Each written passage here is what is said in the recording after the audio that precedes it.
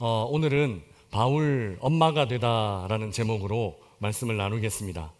혹시 여러분 학교를 다니실 때 선생님 말씀 중에 지금까지 잊혀지지 않고 기억되는 그런 말씀이 있으신지요?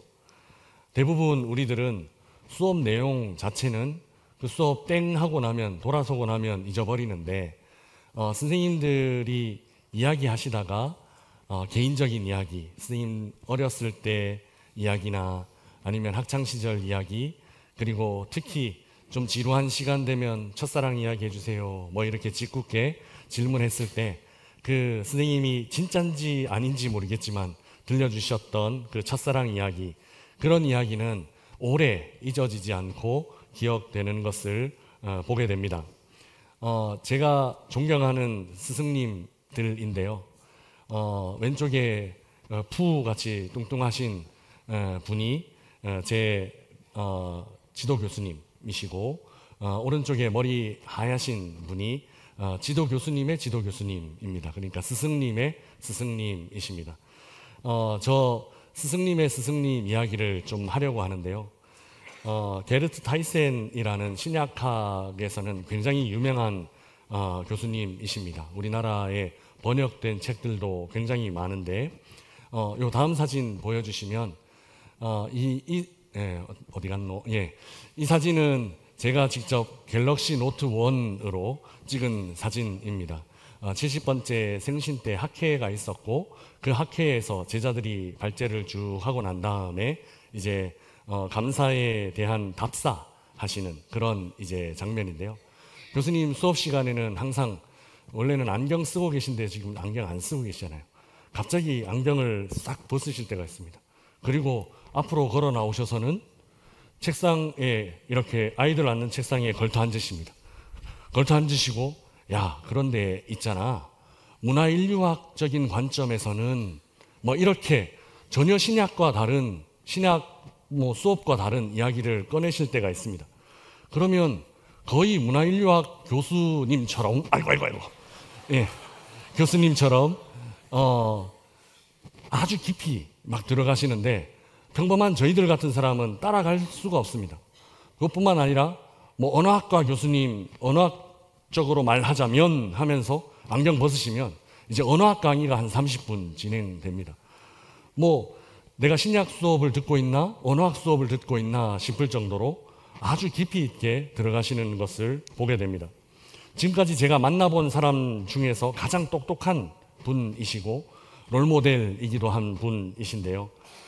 또 한 분 소개를 해보려고 합니다.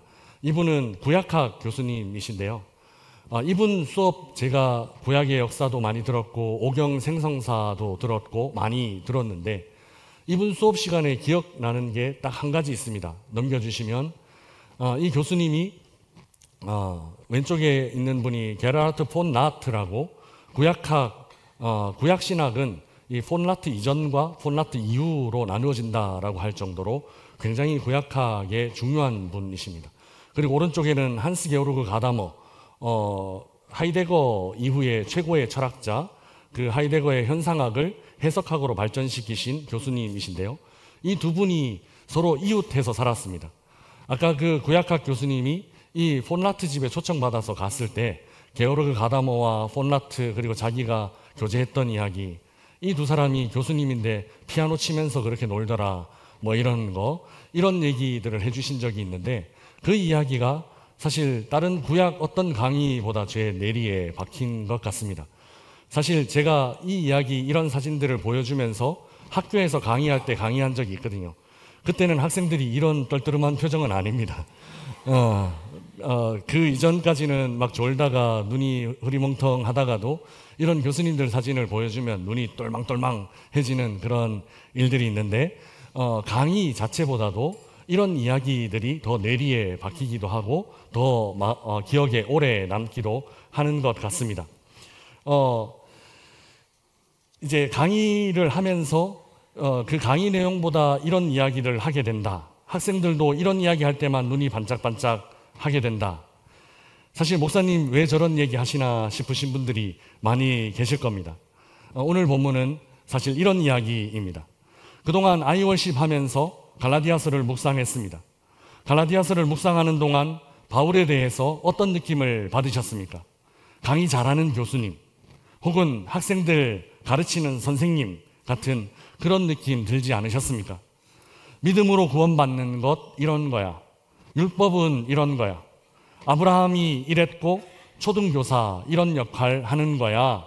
그동안 바울은 교수님처럼 또 학교 선생님처럼 갈라디아 사람들을 가르치고 있었습니다. 그런데 지금 오늘 본문에서 그 분위기가 완전히 바뀝니다. 오늘 본문에서 바울은 무엇이 되는고 하니 엄마가 되려고 합니다. 딱딱한 강연자, 딱딱한 선생님이 아니라 인간적인 엄마가 되려고 하는 것이죠. 구약 성경 이렇고 아브라함 저랬고 예수 그리스도 이런 분이시고 등등 강의 같은 수업 같은 이야기로 그동안 이 서신서가 쭉 진행되어 오다가 바울은 이제 갑자기 한 교수님처럼 안경을 벗습니다. 그리고 학생들 책상에 걸터 앉습니다. 어투도 바뀝니다. 동네 친한 형처럼 아니면 삼촌처럼 그렇게 바뀐 어투로 이렇게 말합니다. 얘들아, 너네 왜 그래? 라고 말합니다. 그리고 나중에는 엄마가 되어서 얘들아, 내가 너희들 다시 품을 거야. 내 품에서 다시 그리스도의 형상 회복시킬 거야 라고 말하고 있습니다.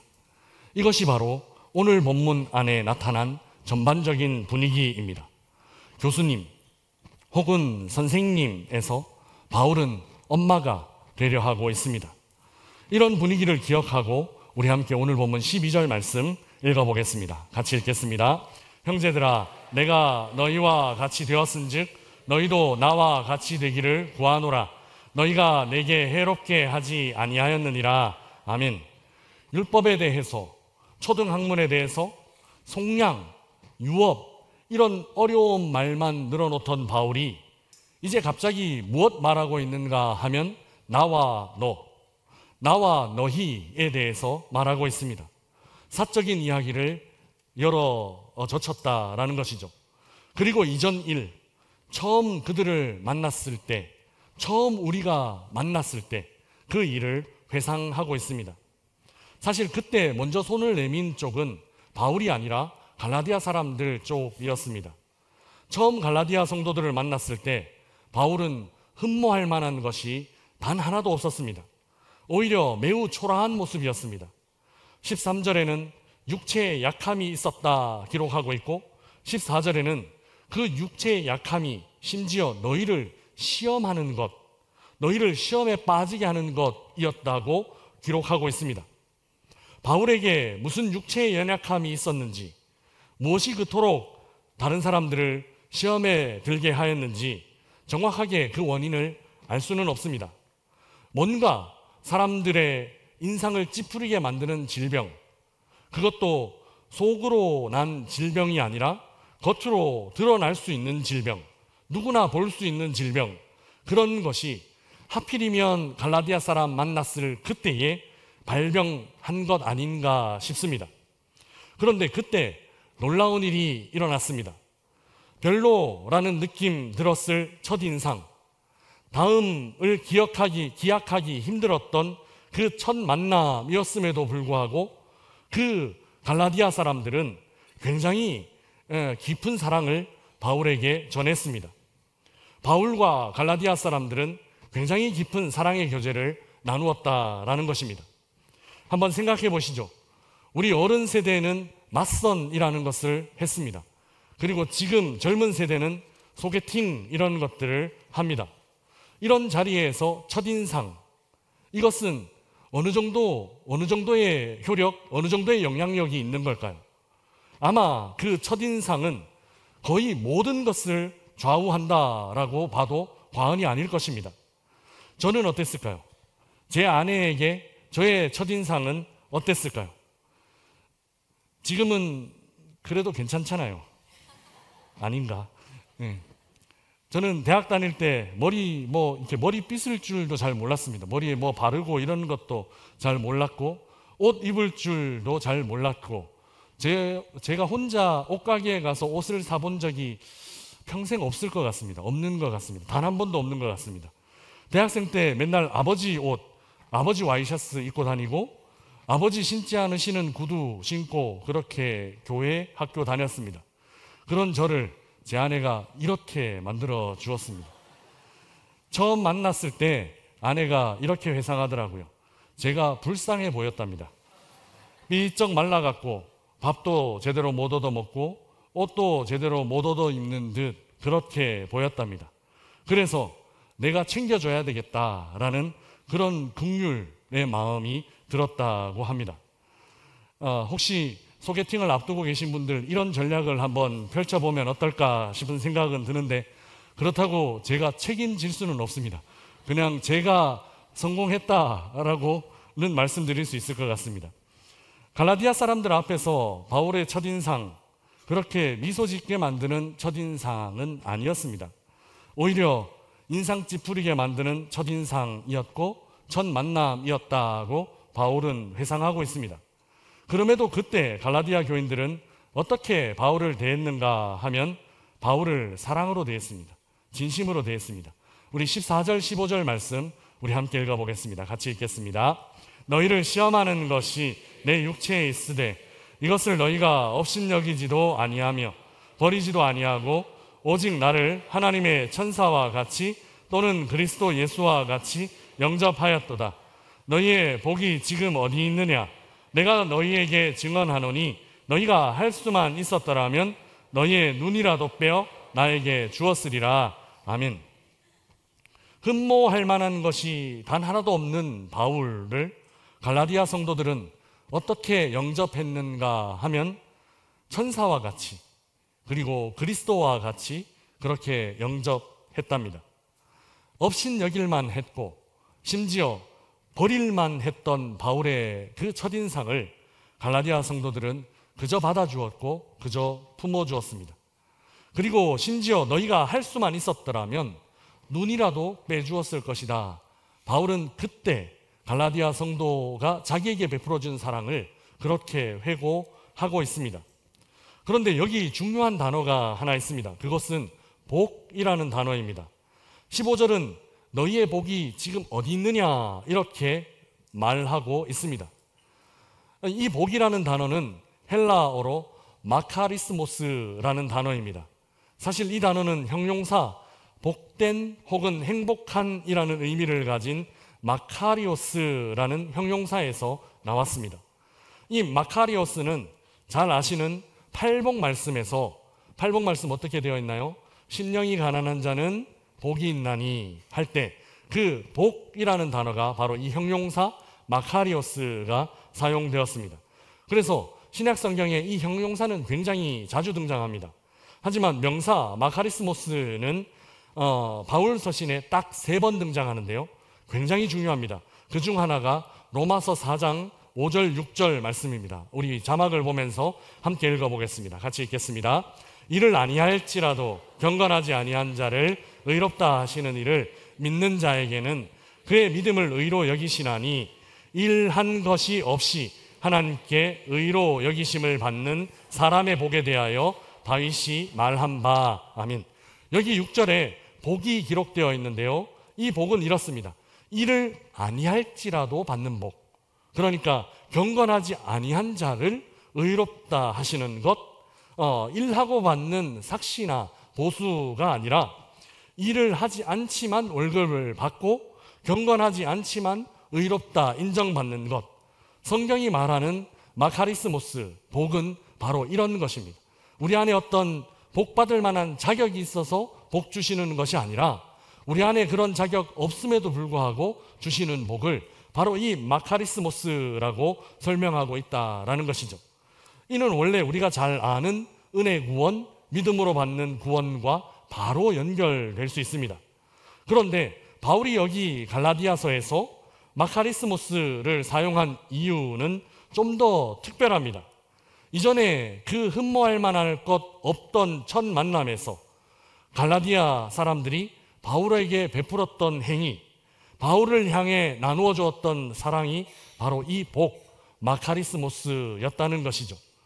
그때 너희들이 내 안에 있는 육체의 연약함, 그리고 너희를 시험에 빠지게 할 수도 있는 그 조건들이 있었음에도 불구하고 나를 업신여기지도 않았고 나를 천사처럼 그리고 예수님처럼 맞아주었다라고 말하면서 너희 안에 이미 그 복이 있었다라고 설명하고 있습니다.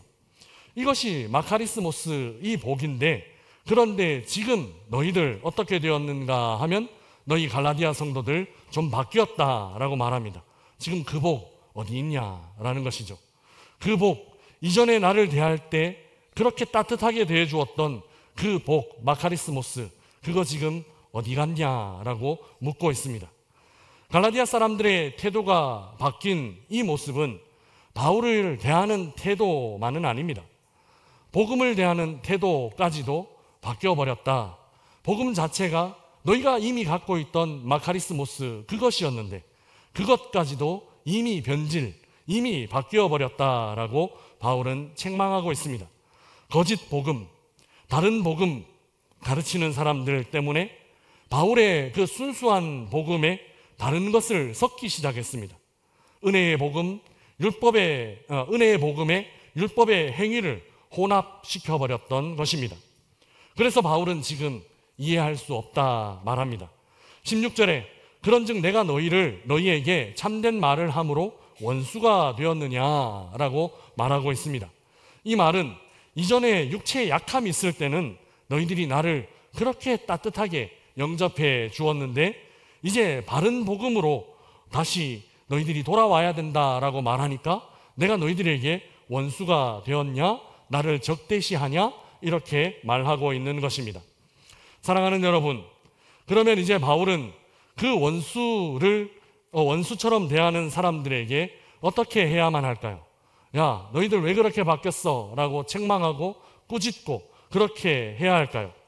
갈라디아 성도들의 태도 변화를 보고 바울은 이제 새로운 결심을 하게 됩니다.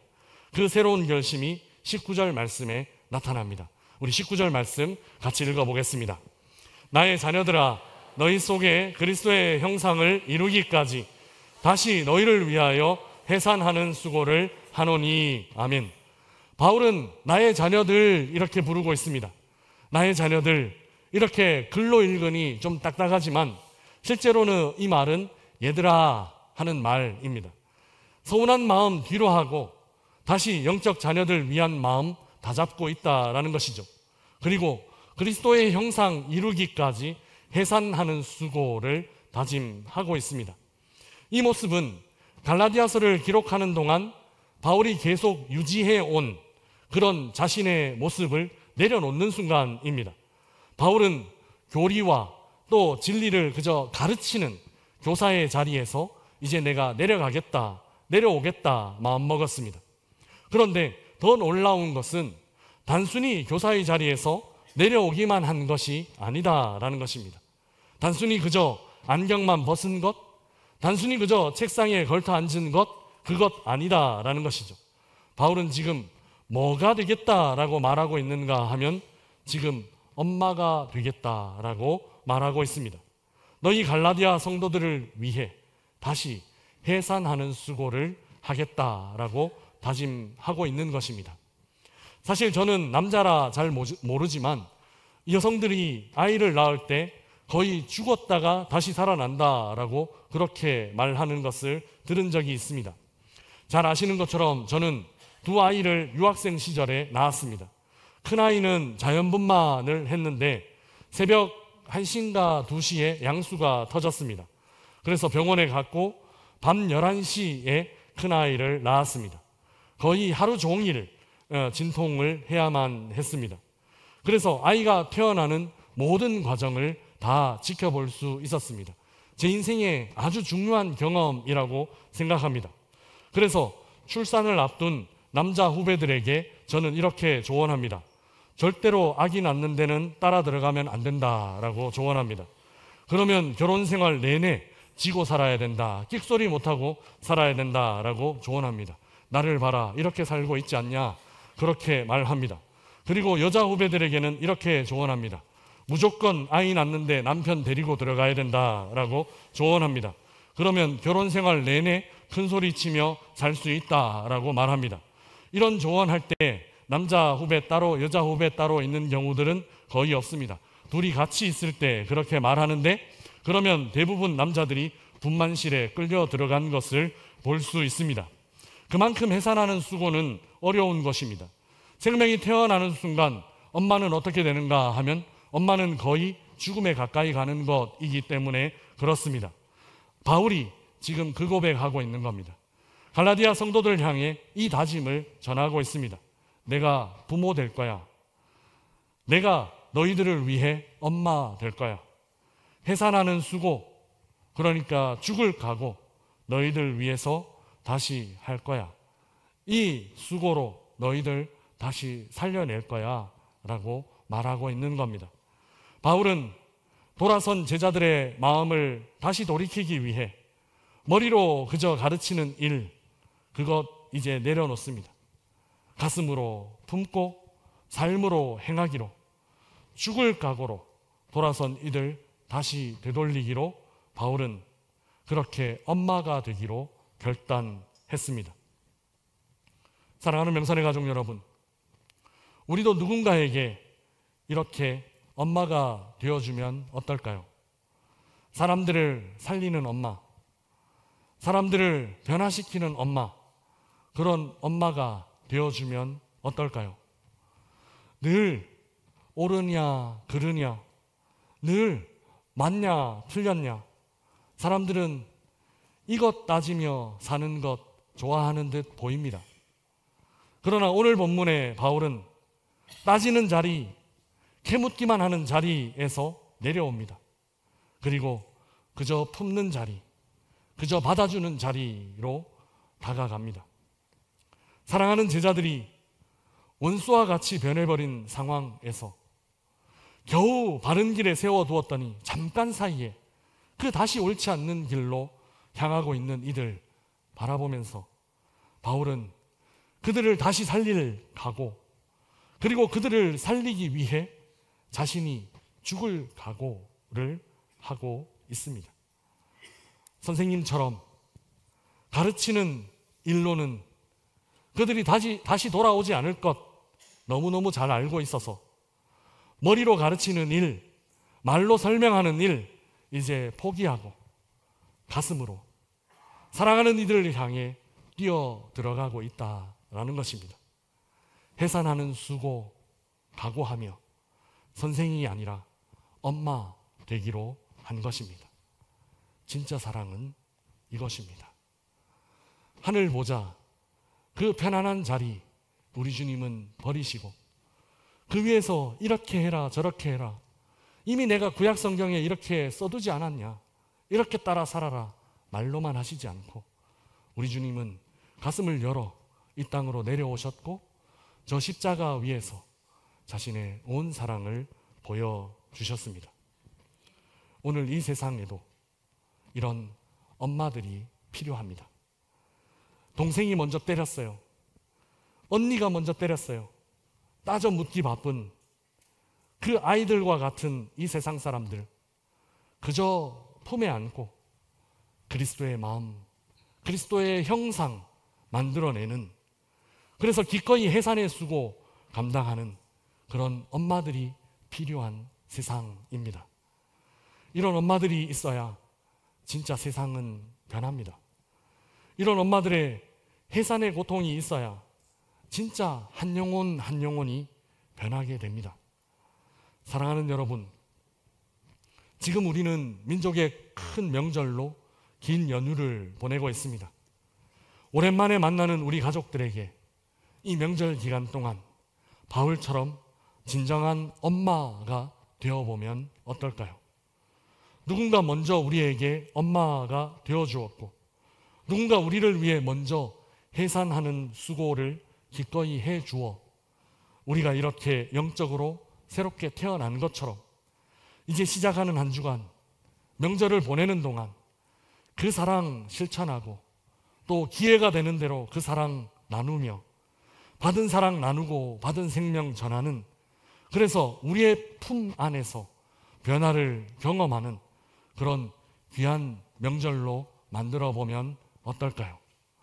말로는, 설명으로는 감당할 수 없었던 그 일을 이제 엄마가 되어 품으며 해산하는 수고 감당하겠다 작정하고 결단하며 한 영혼 한 영혼 우리 주님의 이름으로 변화시키며 나아가는 그런 귀한 추석 명절 만들어 가시기를 주님의 이름으로 축복합니다. 우리 주신 말씀 생각하며 함께 찬양하겠습니다. 사랑합니다 나의 예수님, 우리 가사를 생각하며 함께 찬양하겠습니다.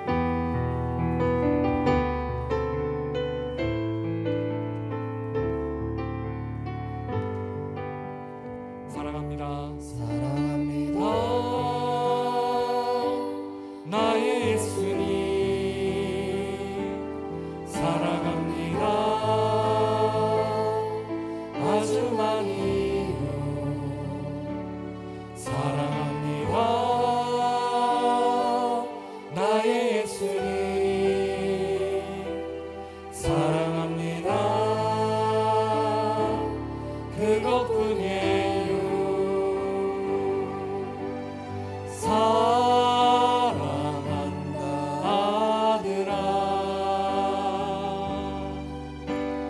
내가 너를 잘 아노라.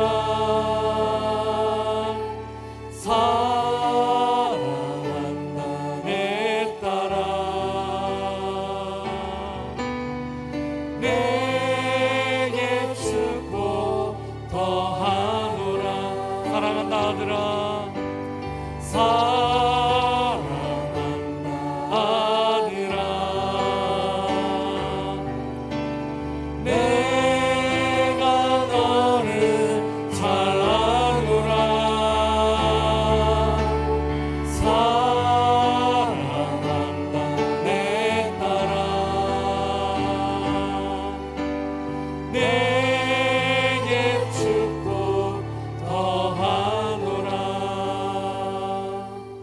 주신 말씀 생각하며 우리 함께 기도하겠습니다. 우리가 먼저 받은 그 사랑 다시 한번 기억하십시다. 누군가 해산하는 수고로 우리도 이렇게 새 생명을 얻었습니다. 누군가를 위해 기꺼이 받은 사랑 전하고 또 생명을 나누는 삶을 살게 하여 주옵소서. 이 명절 연휴 기간 동안에 사랑 전할 기회, 사랑 나눌 기회 주옵소서. 우리 함께 기도하는 시간 갖겠습니다. 기도하겠습니다. 주님,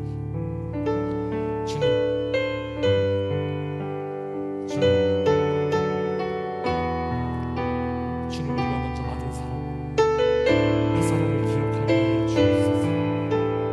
기회가 있을 때마다 주님께서 기회를 주실 때마다 이 사랑 전하고 그 삶을 살게 하여 주옵소서. 엄마가 되어 해산의 수고 감당하고 주님 사랑 나누는 저희들 되게 하여 주시옵소서. 주님 고맙습니다. 항상 상처받지 않으려 멀찍이 서서 가르치려고만 했는데, 그저 설명하려고만 했는데 주님은 늘 우리 곁에서 삶으로 보여주셨습니다. 해산의 수고, 바울처럼 그런 대단한 결심 아니더라도 우리 가족들과 우리 주변 이웃들에게 받은 사랑 전하고 나누는 그런 삶을 살게 하여 주옵소서. 추석 명절이 기쁨이 아니라 때로 부담이 되고 힘든 시간이 되는 그런 우리 지체들도 있습니다. 주님이 우리의 영원한 아버지 되심, 그리고 우리가 주님의 영원한 자녀됨 잊지 않고 주의 자녀에게 주시는 그 기쁨 누리고 또 나누며 주의 자녀다운 삶을 사는 이 한 주간 되게 하여 주옵소서. 감사합니다. 우리 주님 예수 그리스도의 이름으로 기도드리옵나이다. 아멘.